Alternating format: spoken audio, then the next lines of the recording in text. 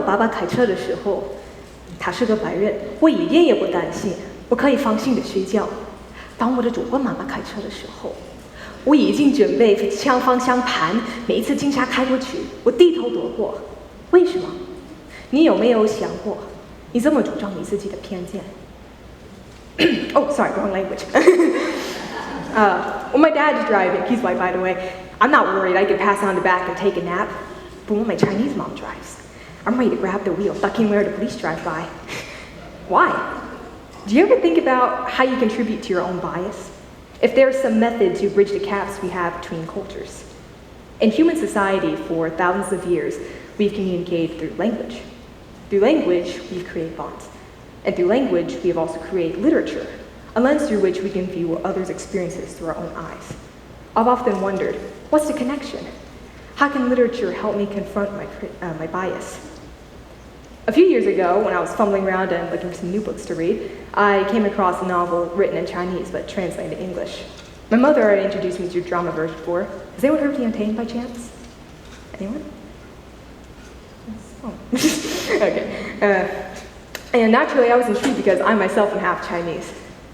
I thought I knew everything there was to know about my own culture simply because I was Chinese, and I soon realized there's a lot more depth to it. Before, I thought the most authentic Chinese food to exist was from Jingxing, down in Rockland. And it turns out they only sell Sichuan-style food, and there's 22 other provinces whose food I've never even had before. For another thing, I spoke Mandarin at home and viewed it as a family language. Coming from a somewhat conservative family, I didn't even know we had cuss words. Why'd half them vegan? Seriously. And beyond that, there are slightly more profound things I learned. The most profound of all was not a philosophical tidbit Confucius dropped some millennium ago, or some big cultural secret. It was how much I related my American side to it. In the book I found, the main character didn't want to wake up early to go to school that day. Because I'm Chinese, I've had to go on time every day of my life, whether I wanted to or not. The main character was sick and tired of everything being hurled at him, but I've been told to tolerate it and keep going, no matter what.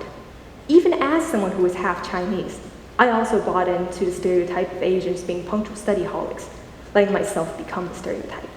After reading that book, I realized that even within a single culture, every person has different experiences. As much progress as we have made in dismantling stereotypes, the reality is we are naturally subject to these predispositions. That's okay. For me, I use what I thought I didn't have in common with people to justify not interacting with them.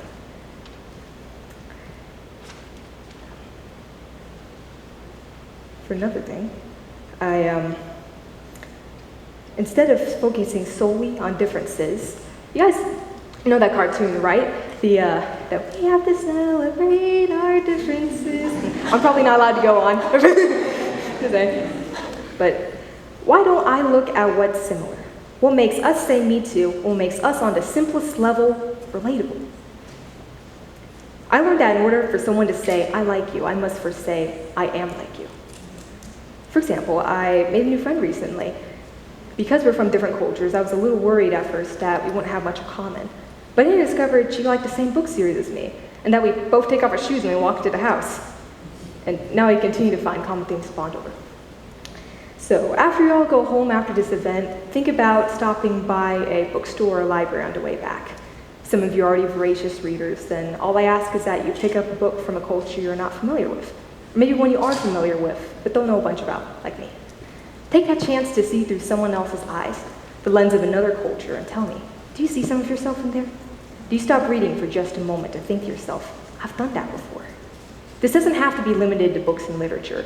It can be through movies, TV shows, art, or any way and any form you find yourself immersed in another culture.